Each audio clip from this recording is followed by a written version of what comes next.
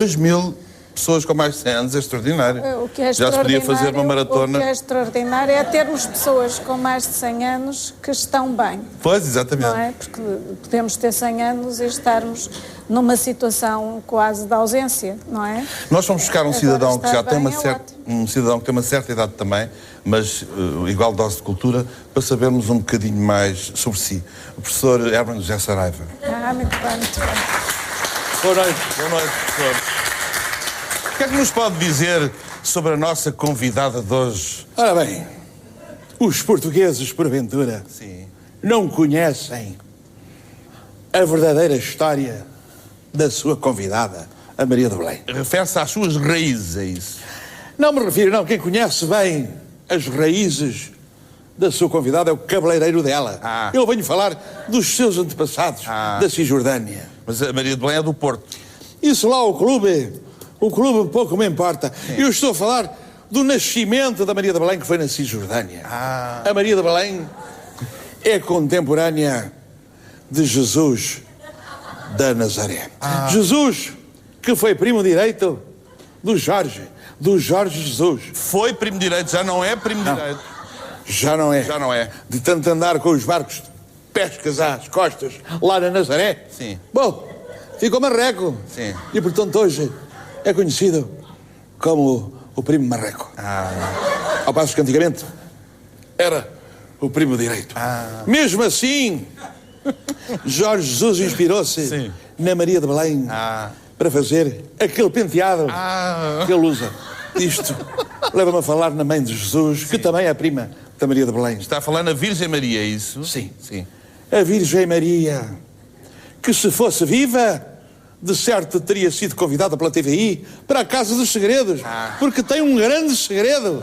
Ainda hoje andamos todos a tentar descobrir como é que uma Virgem consegue ter um filho daquele tamanho. Foi obra do Espírito Santo, dizem. Pois, isso é o que... É fácil culpar os bancos. Se foi o Espírito Santo, se foi o BPI, se foi o BCP. Na altura, a adoção era menos burocrática que hoje em dia e, portanto, resolveram a coisa. Ok, bom, Jesus passa a ser filho de quem? Filho de Deus. Está feito. O que é que isso tem a ver com a Maria de Belém? Tem a ver. Porque o pós-parto correu mal e a Virgem Maria, coitadinha, foi parar às urgências do Hospital de São Francisco Xavier, que é na freguesia, lá está, de Santa Maria de onde? De Belém. Foi lá que ela conheceu os Reis Magos. No hospital? Afirmativo. No hospital. Por causa do hospital, da comida do hospital, que era muito barata na altura, os reis que entraram gordos, saíram lá magos. Quando chegaram reis magos, mas logo a seguir engordaram. Por causa de quê? Por causa dos pastéis. Belém é conhecido pelos seus pastéis, que foram também eles inspirados na sua convidada, na Maria de Belém. Inspirados na Maria de Belém? Sim, nas roupas da Maria de Belém, porque ela gosta muito dos tons pastel. Os pastéis de Belém são hoje uma atração turística, tal como a Torre de Belém o foi em tempos. Foi? Quer dizer que a Torre já não é uma atração turística? Não? Porque a Maria José Rita já não mora em Belém. Ela sim era a verdadeira Torre de Belém. Mas a Torre de Belém é um monumento, não é? Já foi. Já foi um monumento. Aos 20 e tal anos era ver sair aquela rapariga com a sua farinha da TAP. Um monumento. Mas depois os anos vão passando e a idade não me perdoa. Muito obrigado, professor. Ficamos por aqui. Obrigadíssimo. Só mais uma coisa. Diga. Um recado para a Maria. Minha amiga, deixe de receber o líder do PCP em sua casa, porque as pessoas já andam a comentar que viram os Jerónimos em Belém. Boa noite. Muito obrigado.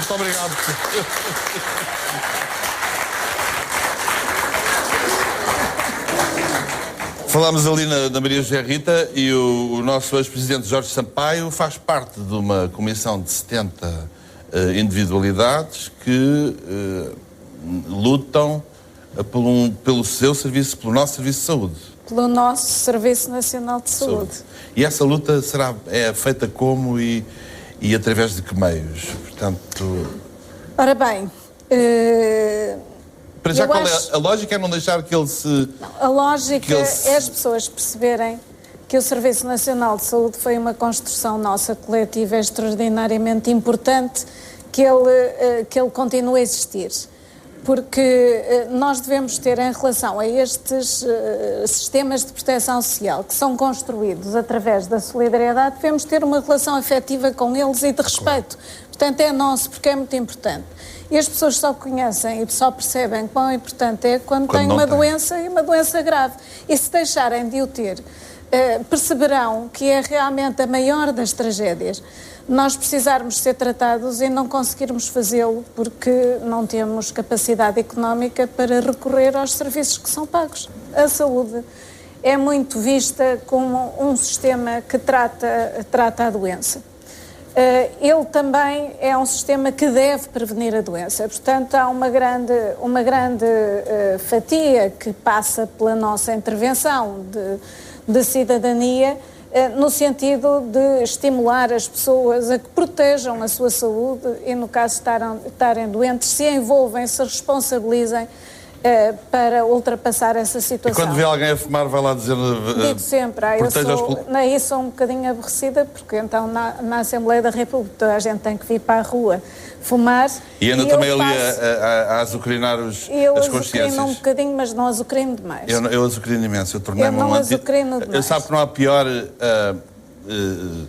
não há ninguém mais militante que um ex... Mas eu também já fui fumadora. E como eu fumava, dava com força nos charutos, agora sou insuportável. Não é? Exatamente. E, portanto, eu fico muito incomodada. Isto leva-me a uma pergunta que eu gostava de responder. Mas fico mais preocupada, para além de tudo que nós todos sabemos que faz mal, mas fiquei muito preocupada com o álcool. Sim, e agora a miudagem habitua-se aos shots, que é barato e não... A miudagem entrou aí numa a Amy Winehouse morreu de vodka, não morreu de droga. É interessante. Exatamente. É interessante as pessoas perceberem que a nossa máquina tem resistências que não devem ser ultrapassadas. Não fez disparates na sua juventude? Era uma miudinha assim, não, nunca fiz disparates, aliás... Chegou a apanhar uma grande bedeira na vida, não? Não, eu, aliás, às pessoas que tinham enorme interesse que eu apanhasse uma bedeira, disse sempre, não vale a pena, porque eu adormeço imediatamente e, portanto, não tem graça nenhuma. De maneira que nunca me deixei tentar... E por um charro? Deixou-se tentar pelo seu primeiro charro? Também não. Aliás, aconteceu uma coisa deixei cair para um lado também a dormir, portanto também não resultou.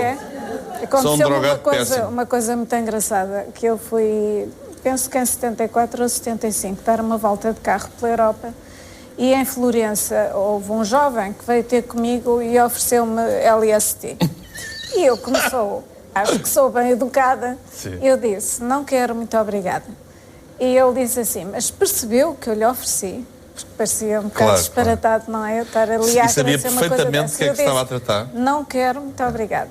Mas sabia perfeitamente o que era, não? Sabia, com certeza. Podia achar que era uma aspirina, que era um... Não, então eu estava em Coimbra na altura em que, como sabe, houve um grande crescimento. O Steve Jobs diz que foi graças ao LSD que lhe abriu a cabeça para fazer as coisas todas fantásticas que fez. Está bem, mas há cabeças que precisam de determinadas chaves e há outras que não precisam dessas chaves. O que é que seria a Maria de Belém depois de uma trip de LSD? É que eu gostava de ter sabido, se calhar. Hoje em dia era um grande nome do rock sinfónico. Ou então tinha entrado no último disco do nosso queridíssimo Alvin, o nosso Fernando Alvim, que hoje nos vem fazer companhia com um dos meus ídolos, Carlos do Carmo.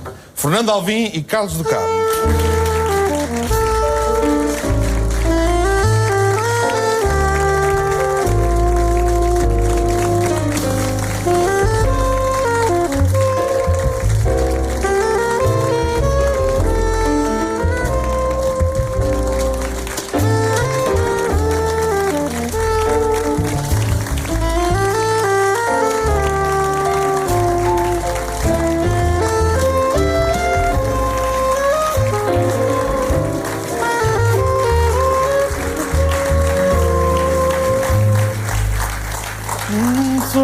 É um pescar de olho ao Tinoco, que também merece que a gente se lembre da música fantástica dele. Meu querido Fernando Alvim, muito obrigado por esta honra que nos dá. E soube agora com algum choque e espanto, já é o segundo choque que apanhei hoje. O primeiro foi constatar que a Maria de Belém nunca tinha experimentado LSD. Que é uma tristeza que eu levarei para a cova. Mas a segunda espanto é saber que nunca deu nenhuma entrevista, Fernando, é verdade? É verdade. Em 54 anos de carreira nunca dei nenhuma entrevista à televisão. Então tenho o maior prazer em ter esta alegria primeiro de poder homenagear, porque a sua carreira é absolutamente notável. Não lhe compete assim dizer, mas temos aqui o Carlos como testemunha desta vida de músico tão útil, não é, Carlos? O Fernando Alvim é uma figura muito curiosa, muito especial.